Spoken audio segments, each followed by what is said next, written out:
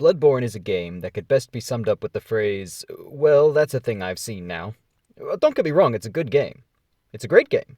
In fact, I think the last game that had the same effect on me was probably, Fallout New Vegas. It's the kind of game where you'll run out of time trying to achieve a specific goal before work or whatever, and then spend all day thinking about what your strategy is going to be to achieve it when you get home, and what your backup plans are if that one doesn't work.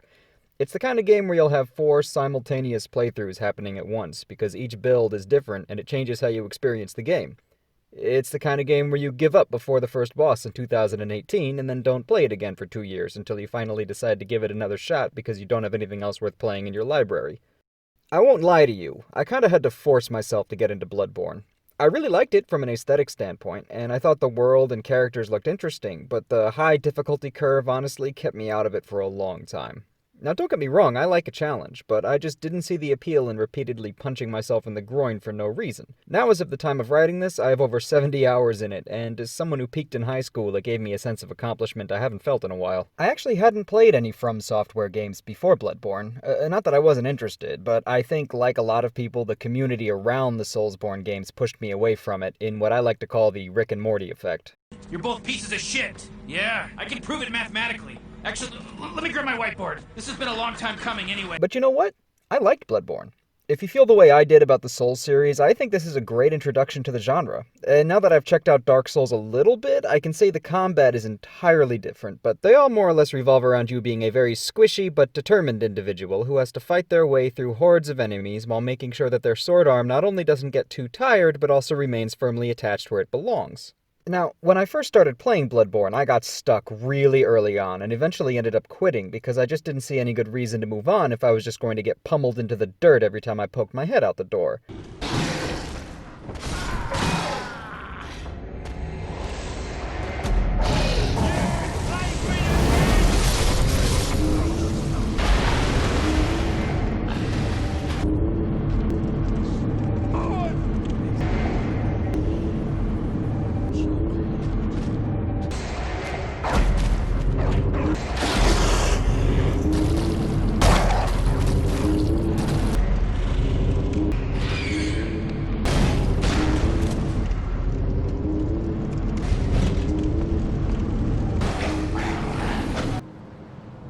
What a mess you've been caught up in. After a while, though, I finally decided to give it another try and I set myself a goal. I'll keep stepping out that door and getting smacked back down like a game of Lovecraftian whack-a-mole until I at least get to see the first boss. Eventually, I realized that I wasn't having trouble because things were too hard, I was having trouble because I was being stupid. Which, having had to make that realization every single day since first grade, you'd think I'd have figured it out sooner. My point is that it's really important to think tactically about how and when to approach encounters and initiate combat. How many are there? How many can I realistically take on at once? Are there any heavy hitters or ranged enemies? Can I lure some away and pick them off without alerting the rest? Should I sneak up on the big one and go for a backstab, or should I run in swinging like a confused batter on a driving range? Should I throw my controller at the wall or the window? It's all very important. After this revelation, combat was still a challenge, but at least I was able to take down more and more of the guys in my way before they took me down right back. Many deaths later, I finally made it to the first boss, who promptly turned me into a collection of wet giblets loosely held together by what was left of my underpants, but then something weird happened. I realized I had been having fun. Suddenly I didn't want to just see the first boss, I wanted to make sure it understood exactly how I felt about it. Now, you can't actually increase any of your stats until you either encounter your first boss or poke around long enough to find a certain item, and this is just one of the many facts the game doesn't explain to you right off. So, now that I could spend my hard-earned experience points on new skills, it was time to do what I do in every RPG, namely, over-level myself till I can one-shot every enemy in the area, then go back to that boss, slap down that Uno reverse card, and turn them into a collection of wet giblets loosely held together by what's left of their underpants.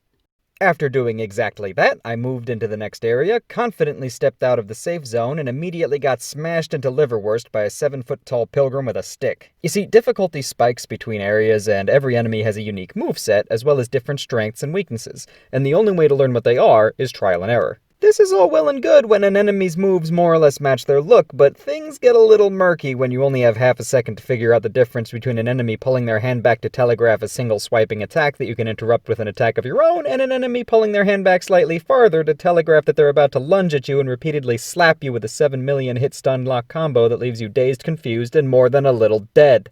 Overall, combat's fun, and there's a mix and match element that I really enjoy. If you find you're particularly bad at any given playstyle, you can just keep trying new things until one clicks. For example, your secondary weapon is a gun, which doesn't deal much damage, but can be used to parry and counter attacks if you fire at just the right moment. I got it to work, once. You see, there's a slight delay between pulling the trigger and firing the bullet, and the round has to hit the enemy at just the right moment in their attack animation in order to stagger them. If you land it, you'll deal massive damage with your next attack, and if you miss, you'll just look like a moron while they plow right through you. This is compounded by the fact that if your current gun doesn't deal enough damage, then the stagger won't work, even if you time it right. I think. According to my observations, that seems to be the case.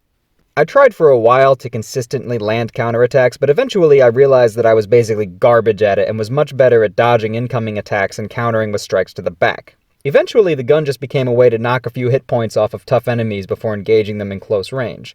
That's the genius of Bloodborne's combat system. It's consistently give and take, especially as you reach higher levels. For example, early on, putting points into the arcane skill seemed like a waste of time until I started picking up more powerful spell items. You see, arcane doesn't do much for your physical damage output, but the trade-off for being physically weaker for a longer portion of the game is that you can eventually gain items that give you powers that can quickly annihilate a lot of weaker enemies, and even make some of the tougher bosses way easier to take out. Most spells also consume your gun's bullets, so if you're like me and suck at using a gun, it's probably better to focus on spells and gunplay anyway. It's all about playing into your strengths, and the number and variety of skills available means that with some trial and error, you're guaranteed to find something that works for you. There's an interesting element to combat where if you get damaged and attack an enemy within a second or two of getting hit, you can get some of your lost health back based on a percentage of damage you deal within the time limit. That said, they can do the same to you, so sometimes you'll end up deadlocked in combat trading smaller and smaller health bars back and forth with an enemy until one of you dies. Now, this isn't particularly new. Mechanics where striking an enemy restores health has been used in plenty of other games before Bloodborne, but it complements the frantic combat system so well that it feels very unique. As someone who actually tends to enjoy the point in most RPGs where you become an overpowered, unstoppable force of nature, I was pleasantly surprised by Bloodborne's lack of an endpoint in this respect. You see, combat gets easier as you level up, but unless you really calculate your progression, you'll never be so overpowered that you can't find a challenge. Even after you reach the point where you're murdering multiple early-stage enemies in one swipe, you can still find areas where you'll get annihilated with one misstep. Once or twice I got overconfident in an area I had cleared 100 times and ended up getting killed by a crowd of guys who I had no business getting killed by. The sheer enemy variety is also a strong point in the game's favor, even though there are a decent number of reskins and copy-pastes, and generally enemies tend to be some variation on the same hairy guys and trilbies who look like Dr. Seuss characters by way of Tim Burton, but there's enough variety even among this particular group to keep it interesting. I don't want to spoil the surprises, so I won't get into too much detail about enemy types, but suffice to say there's a lot in store, and new enemy types are introduced at wide enough intervals that you never really get complacent. Gameplay itself is largely focused on exploration and combat. There are no puzzles or anything like that, but that doesn't mean there aren't ways to break up the time spent between encounters. Each area is a series of halls and passages with the occasional small open courtyard, and these halls will wind and twist back in on each other, and there's a lot to be said for the level design.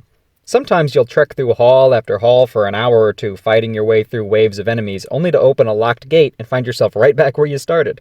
It's remarkably satisfying knowing you've earned the option of bypassing all the slog you went through to get there, and there's a lot of reward in exploring each path until you've exhausted all available options, especially because there are certain powerful items, weapons, and equipment that can't be found any other way.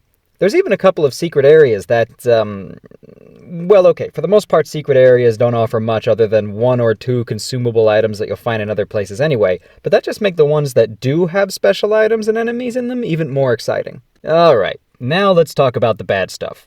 I mentioned before that combat is challenging, and for the most part it is, but the trouble is there's a very thin line between challenging and unfair, and Bloodborne hops back and forth over that line like an indecisive pole vaulter. I'd say for every time I died and I knew it was because I made a mistake, there were probably 2 or 3 times where it was because I got stun-locked and beaten down without a chance to retaliate. Or I'd get an enemy low on health and then react with a never-before-seen Hail Mary attack that instantly blasted my health bar right out my own butt.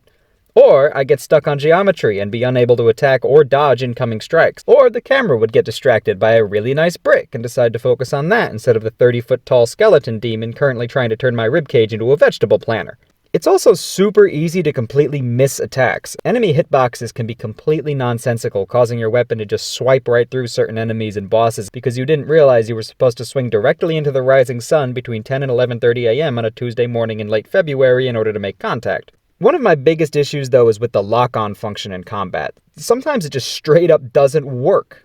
Part of the problem is that the lock-on button and center camera button are the same, so there were a huge number of times where I wanted to focus on an enemy and instead ended up facing the exact opposite direction, at which point I might as well have just slathered my legs in barbecue sauce and handed them a fork. Sometimes it will also lock on to some random enemy off in the corner and too far away to be a threat, rather than the one currently gnawing on your ankles like a poorly behaved toddler on meth.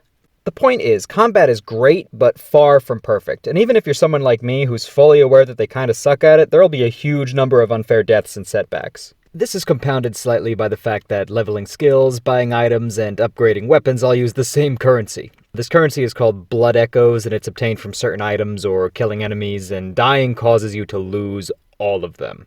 If you can get back to the place you died and kill the enemy that killed you, or find the pool of blood that used to be you, you can get them back, but dying again before you do so means you lose all of them permanently and have to start over entirely. Usually that's fine. I mean, there were a good number of times where I permanently lost a huge number of echoes, and I was fine with it because it was all my own fault, but there were plenty of times I got the old insta-kill smackdown from an enemy I had already killed 100 times, so that can be really frustrating. There's also not much reason to look for the clothes and armor beyond their aesthetics, and let me explain what I mean here. Other than 1 or 2 armor sets that helped me beat one very specific boss, I never found any apparel that was better in any significant way to a set that I found in the first area of the game. Clothing items in Bloodborne will boost general stats by a little bit, and some will have a special effect or two, but most are too specialized to really be useful in more than one area in the entire game, or against 1 or 2 specific enemies. And the lack of a pause function means enemies can run up and attack you while you're swapping out equipment if you happen to wear the wrong stuff.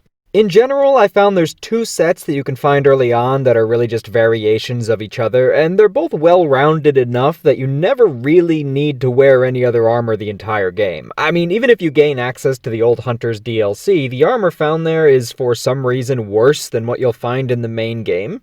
Now you can take this with a grain of salt since I tend to go for balanced builds over specializations, and if you like to funnel skills and resistances into very specific builds, and this will probably be a bonus rather than a negative for you, it's just a minor issue I have that's mitigated somewhat by the fact that the best armor for my builds also happens to be the coolest looking as well. Weapons are also a little bit unbalanced. There were some weapons I really wanted to like and to be able to use at maximum efficiency, so I kept making new builds with these specific weapons in mind, and every time I ended up falling back on the same 2 or 3 melee weapons that I use in every other build because they dealt damage faster and more reliably than the weapons I built my entire character around using. Here's a little tip, and if you're someone who considers hints to be spoilers, feel free to jump ahead a little bit, but don't accept the Hunter Axe as your first weapon. Instead, get it later and keep it in your back pocket. It's powerful enough to trivialize a good number of really tough fights, especially against NPC humans if you use it right, but its heavy stamina cost and low swing speed makes it unwieldy for low-level use. Other than that, experiment. The beauty of Bloodborne is in its adaptability. If you're like me and you prefer balanced builds, go for that. You won't have any particular strengths, but you also won't have any huge weaknesses, which means every boss will take more or less the same amount of skill and trial and error. If you really want to specialize, you can do that as well. I mean, the trade-off is that some bosses will go down way too easy, and others are going to be way harder than they would be otherwise. On the subject of bosses, this is where Bloodborne really shines, which isn't to say there aren't issues with them. For the most part, bosses are so creative and unique, and there's a fairness to their difficulty in that once you learn their patterns of movement and weaknesses, you can exploit them to hunt them more efficiently. The problem is that this makes it even more disappointing when they roll out a boss who's just 3 guys with a bigger than usual health bar, or one that waits till it's almost dead to bust out the undodgeable blast radius attacks that you have no way of defending against or seeing coming. It also gets frustrating when they roll out NPC hunter enemies who have all of your strengths but none of your weaknesses as a boss. If you get a certain distance away from most aggressive human NPCs, you can stop and observe their attack patterns a little bit from a safe distance, and most of them will spam high damage buffs or special attacks that even if you have the same items and a comparable damage output, you wouldn't be able to use more than once or twice due to their bullet or stamina consumption. This isn't to say they're unbeatable, and I even enjoyed the challenge of 1 or 2 enemy hunter fights, but when they pit you against 2 or 3 at once, or just give one an obscene amount of health and damage output as well as infinite stamina and item usage, it starts to feel less like a challenge and more like artificial padding for the difficulty curve. Now, there is an online multiplayer element where you can enter another player's game to help them or attack them or have other players drop in on you in the same way, but I don't have much to say about it since my general strategy for online multiplayer modes is much the same as with human interaction in general, which is to just pretend I don't see them and hope they go away. I don't trust them. Now, the reason I've been so vague about the enemies and the bosses and stuff like that is that I really do think it's best to go into Bloodborne knowing as little about it as possible. But from here on out, I'm going to start talking about a few things that might be considered spoilers, but I also don't think will ruin anything for you if you go into it knowing about them. When I do these reviews, I like to talk a little bit about the story and the plot, and I played through Bloodborne 5 times, and at this point, I can say without any doubt that I have no idea what's going on. Well, almost no idea. You see, Bloodborne's method of storytelling is beautiful. There are very few cutscenes, and none of them have any real dialogue in them. The story and lore unfolds largely through what you can gather from item descriptions, enemy varieties, and even what you can gather from the environment around you. It's actually really rare to have anything told to you directly other than having the occasional hint on where to go next thrown at you by NPCs. And even then, hints can be cryptic enough that I really had no idea what to do next multiple times. The reason it works so well is because if you're like me and want to dig into the story, you'll have to work for it, and there's just the right amount of work to reward as far as uncovering the details of the story. Then again, if you want to just fight cool monsters without caring about the story, you can do that too. The downside is in just how easy it is to miss important optional events or suddenly end up being the bad guy as some of the plot lines just because you didn't know that you were supposed to defeat the 3rd boss in exactly 4 minutes, leave the house for 2 days, and bury the knuckle bones of a Catholic hedgehog in your yard at 2 a.m. during a full moon in order to trigger a side quest that lets you get the good ending to a totally different side quest you weren't even aware you were doing. I have to say I'm torn on the mechanic where all the enemies respawn every time you go back to the safe area. On the one hand, it makes item and experience farming much easier, but on the other hand, it means it's hard to feel like you're actually making a difference on the world when it all entirely resets every time you need to go repair your weapons or have a little snack and a cry. Maybe it would make sense to leave enemies killed if you go back on your own, but respawn them all if you die? I don't know. It's fine how it is. It gives me this feeling of like, I just cleaned up this mess. Can we keep it clean for 10 minutes? Bloodborne manages to do something that very few games manage to do. It gives you everything you need to defend yourself and go on the offensive against hordes of creatures, and still manages to be both tense and terrifying. When things are going well, you feel so cool and powerful and ready to take on everything that comes your way, but then you get smacked back down like the insignificant pretender you are, you big phony. It just works so well as a horror game, but also simultaneously as a power fantasy in which you're an indomitable force of nature hunting your prey with brutal efficiency, all the while being fully aware that a single misstep could be the end of you. All in all, I highly recommend Bloodborne. It's frantic, fun, frustrating, filibuster, fragmentation, grenade. Hey everybody, I hope you liked this video. If you did, please don't forget to like, subscribe if you want, and drop a comment. I know I've got some issues with sound editing and video and stuff like that. You know, I'm really new to this, and my editing software doesn't really work that great on my computer, so I'm constantly fighting freezes and crashes, and I also record these in my car in a parking lot because it's the quietest place I have to record, and I have to keep stopping and starting every time a truck goes by. So, you know, I'm hoping to fix all these issues as I move forward. But I'm learning a little bit each time I do one of these, and each one is a little bit better than the one that came before it. So yeah, I hope you enjoyed, and I'll catch you next time.